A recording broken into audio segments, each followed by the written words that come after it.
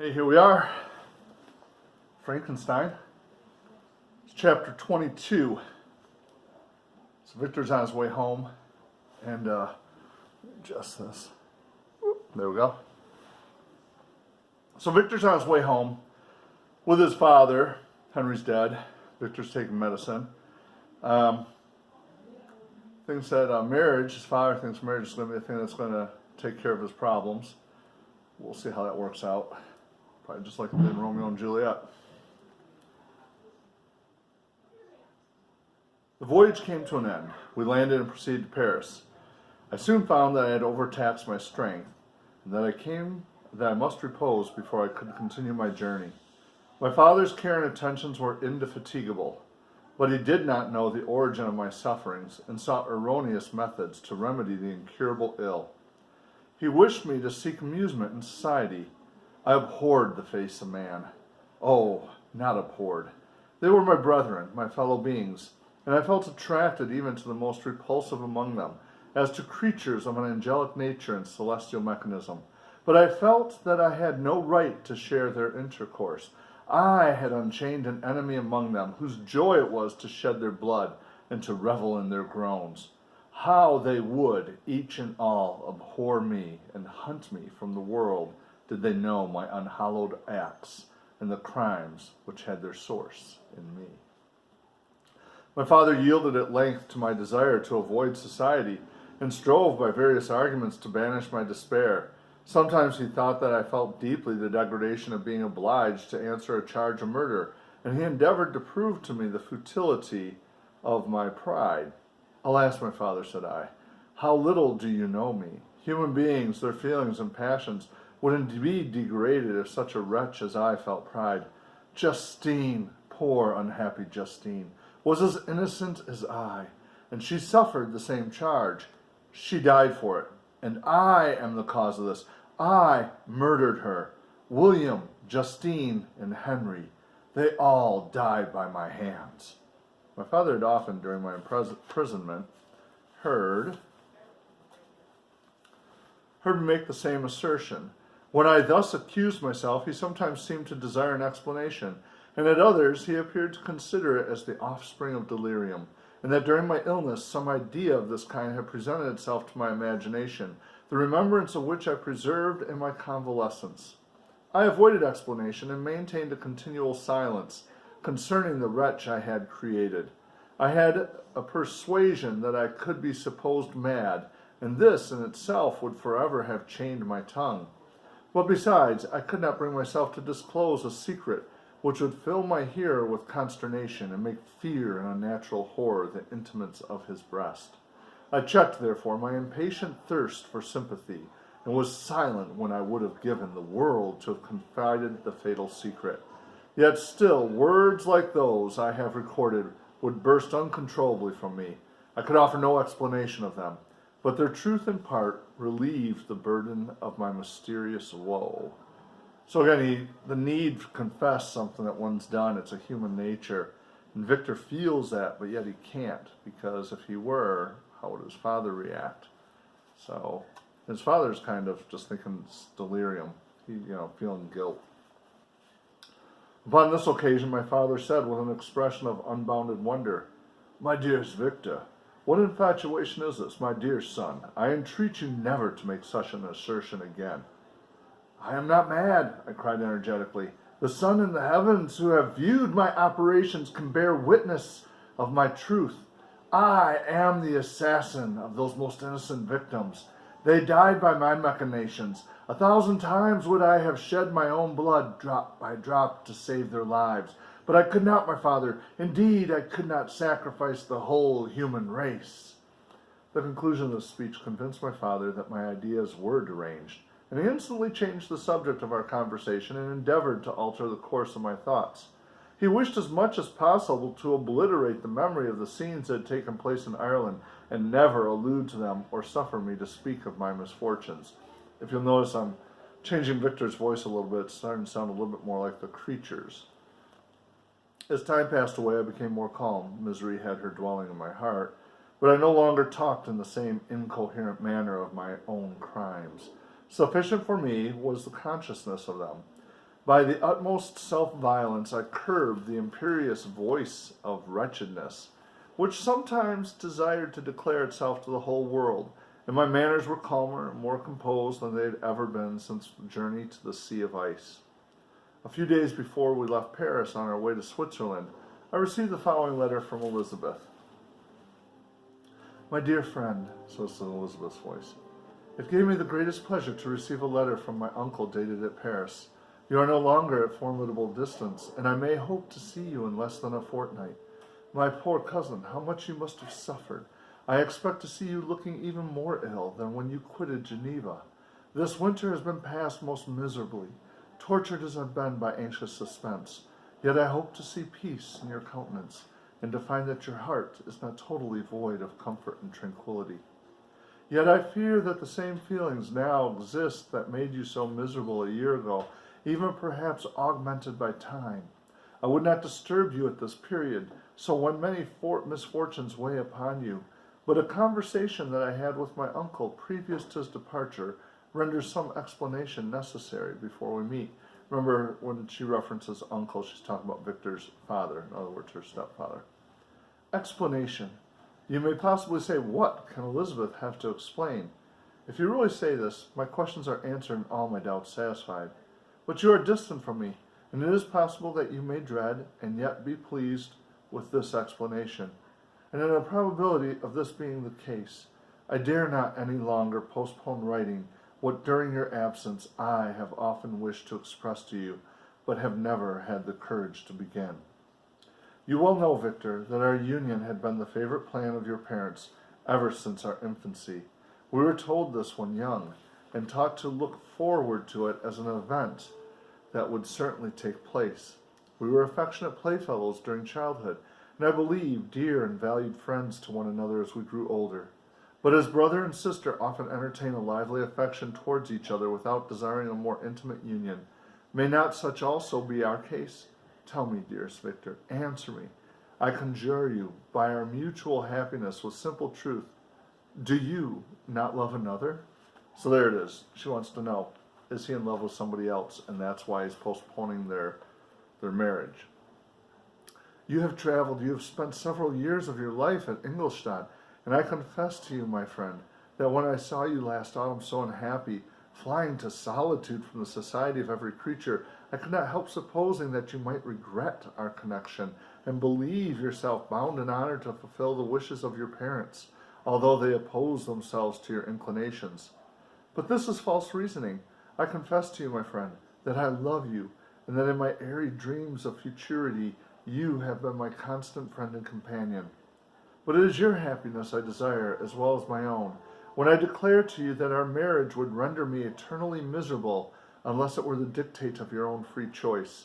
Even now I weep to think that, borne down as you are by the cruelest misfortunes, you may stifle by the word honor all that love and happiness which would alone restore you to yourself.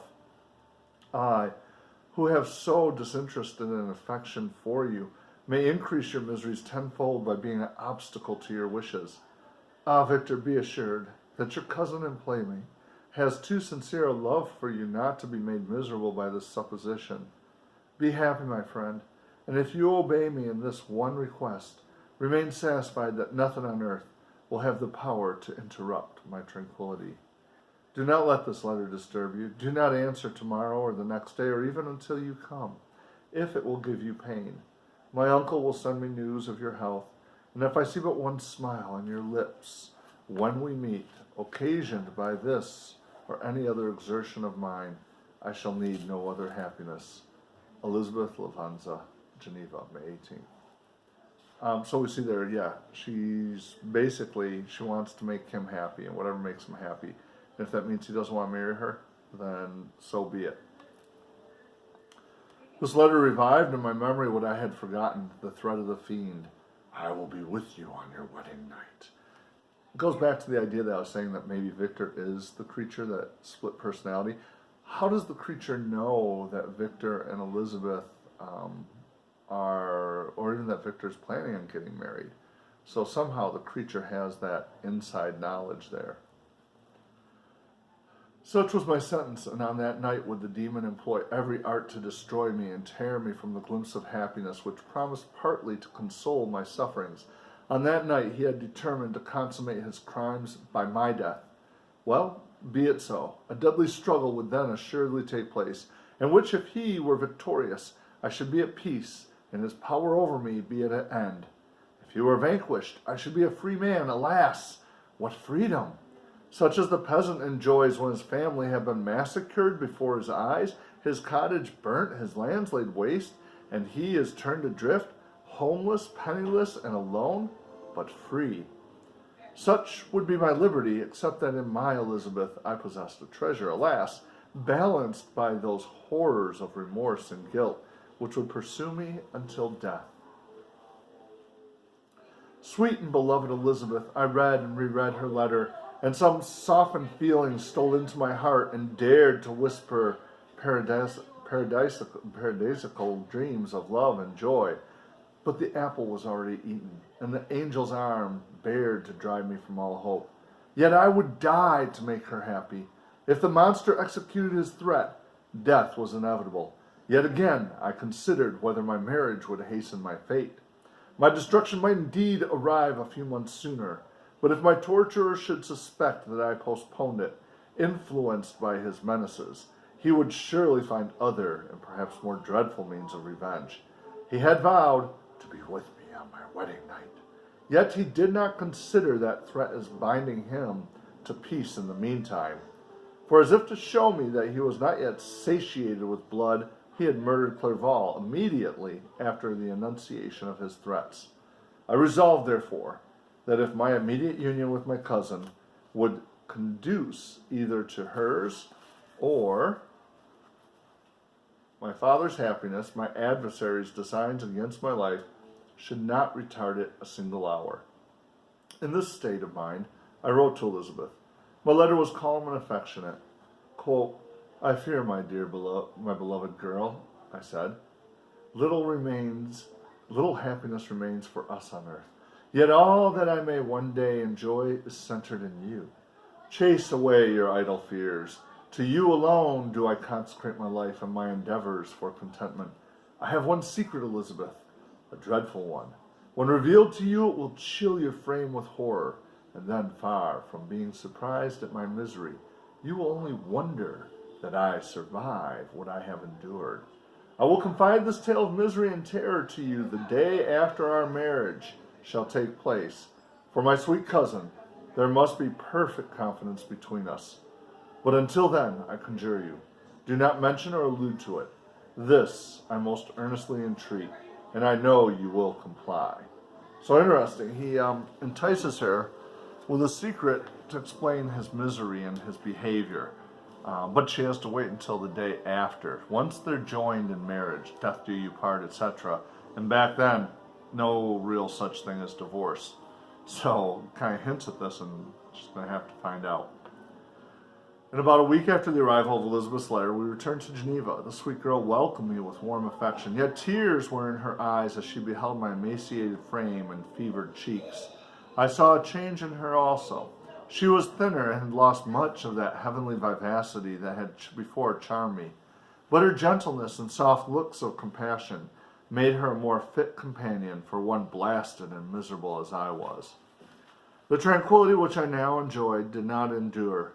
Memory brought madness with it, and when I thought of what had passed, a real insanity possessed me. Keyline, write that down, make note of that. He admits that he's crazy. Sometimes I was furious and burnt with rage, sometimes low and despondent.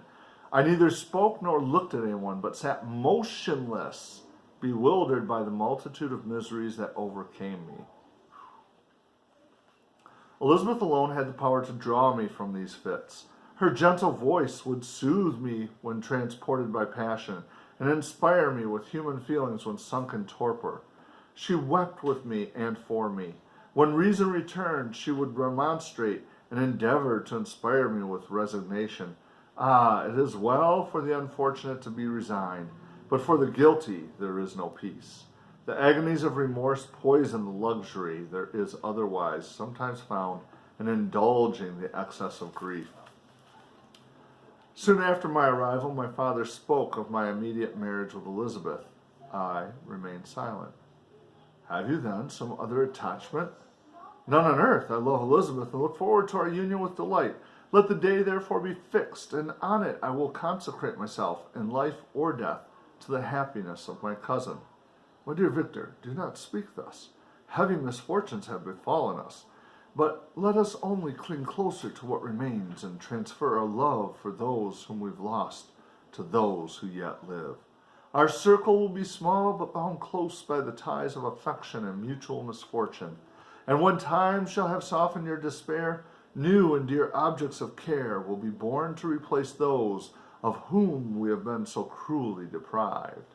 So again, that idea of marriage and such being a way to overcome the bad, the unfortunate. But he wants him to wait when he's ready, Such were the lessons of my father, but to me the remembrance of the threat returned. Nor can you wonder that omnipotent as the fiend had yet been in his deeds of blood, I should almost regard him as invincible, and that when he had pronounced the words, I shall be with you on your wedding night, I should regard the threatened fate as unavoidable.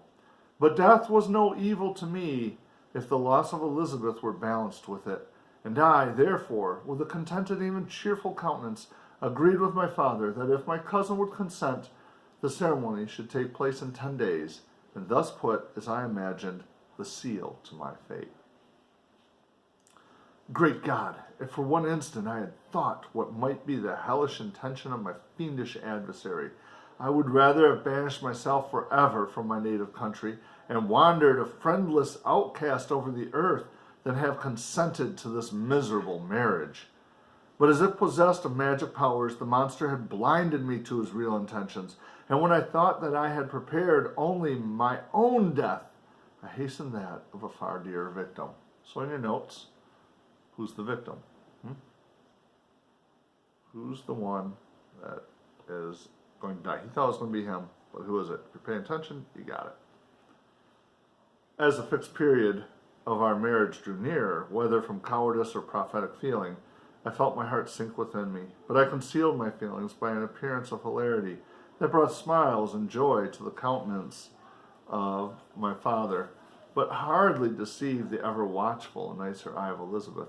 She looked forward to our union with placid contentment, not unmingled with a little fear, which past misfortunes had impressed, that what now appeared certain and tangible happiness might soon dissipate into an airy dream and leave no trace but deep and everlasting regret. Yeah, because again, he's tying her in with the secret that he's going to tell her the day after they're married. Preparations were made for the event. Congratulatory visits were received, and all wore a smiling appearance. I shut up as well as I could in my own heart the anxiety that preyed there, and entered with seeming earnestness into the plans of my father, although they might only serve as the decorations of my tragedy. Through my father's exertions, a part of the inheritance of Elizabeth had been restored to her by the Austrian government. A small possession on the shores of Como belonged to her. It was agreed that immediately after our union we should proceed to Villa Lavenza and spend our first days of happiness beside the beautiful lake near which it stood. In the meantime, I took every precaution to defend my person in case the fiend should openly attack me. I carried pistols and a dagger constantly about me, and was ever on the watch to prevent artifice, and by these means gained a greater degree of tranquillity. Indeed, as the period approached, the threat appeared more as a delusion. Key point there, underline that, highlight it, whatever. The threat appears as a delusion, more evidence that it's maybe in his head. Not to be regarded as worthy to disturb my peace, while the happiness I hoped for my marriage wore a greater appearance of certainty as the day fixed for its solemnization drew nearer, and I heard it continually spoken of as an occurrence which no accident could possibly prevent. Elizabeth seemed happy. My tranquil demeanor contributed greatly to calm her mind. But on the day that was to fulfill my wishes and my destiny, she was melancholy, and a presentiment of evil pervaded her. And perhaps also she thought of the dreadful secret which I had promised to reveal to her on the following day. My father was in the meantime overjoyed in the bustling of preparation, only recognized in the melancholy of his niece the diffidence of a bride. After the ceremony was performed, a large party assembled at my father's, but it was agreed that Elizabeth and I should commence our journey by water, sleeping that night at Evian and continuing our voyage on the following day. The day was fair, the wind favorable, and all smiled on our nuptial embarkation. Yes, and that Evian, the one that's renowned for water, at that time, no, but it's just a place. So he's gotten married. There you go, just like it says. They performed the ceremony. Now he's talking again, still to Walton. Those were the last moments of my life during which I enjoyed the feeling of happiness. We passed rapidly along. The sun was hot, but we were sheltered from its rays by a kind canopy, while we enjoyed the beauty of the scene. Sometimes on one side of the lake, where we saw Mount Selve, the pleasant banks of Montalegre, and at a distance, surmounting all, the beautiful Mont Blanc, and the assemblage of snowy mountains that in vain endeavor to emulate her. Sometimes, coasting the opposite banks, we saw the mighty Jura, opposing its dark side to the ambition that would quit its native country, and an almost insurmountable barrier to the invader who would wish to enslave it. I took the hand of Elizabeth. You are sorrowful, my love. Ah, if you knew what I have suffered, and what I may yet endure, you would endeavor to let me taste the quiet and freedom from despair that this one day at least permits me to enjoy. Be happy, my dear Victor, replied Elizabeth. There is, I hope, nothing to distress you, and be assured that if a lively joy is not painted in my face, my heart is contented. Something whispers to me not to depend too much on the prospect that is open before us. But I will not listen to such a sinister voice. Observe how fast we are moving along, and how the clouds, which sometimes obscure and sometimes rise above the dome of Mont Blanc, render this scene of beauty still more interesting. Look also at the innumerable fish that are swimming in the clear waters, where we can distinguish every pebble that lies at the bottom. What a divine day! How happy and serene all nature appears. That's a key point that's going to be brought up again in a little bit. Nature goes on. Nature doesn't care what's happening to us. We could be having a horrible day and the sun's shining and all these great things are going on. We could be having a miserable day and the sun's shining. We could be having a great day and it's raining out. Nature just doesn't care. And she finds in nature that there's these beautiful things. Victor seems to think that she has melancholy. Maybe he's projecting and thinking his own thoughts onto her. Thus Elizabeth endeavored to divert her thoughts and mind from all reflection upon melancholy subjects, but her temper was fluctuating. Joy for a few instances shone in her eyes, but it continually gave place to distraction and reverie. The sun sank lower in the heavens. We passed the river Drance and observed its path through the chasms of the higher and the glens of the lower hills. The Alps here come closer to the lake, and we approached the amphitheater of mountains which forms an eastern boundary. The spire of Evian shone under the woods that surrounded it, and the range of mountain above mountain by which it was overhung. The wind, which had hitherto carried us along with amazing rapidity, sank at sunset to a light breeze. The soft air just ruffled the water, and caused a pleasant motion among the trees as we approached the shore, from which it wafted the most delightful scent of flowers and hay. The sun sank beneath the horizon as we landed, and as I touched the shore, I felt those cares and fears revive, which soon were to clasp me and cling to me forever. So there's the end of chapter 22. Remember what you need to do with each of those. So with the even ones, you're doing a mind map. So make sure you get your mind map or your slides.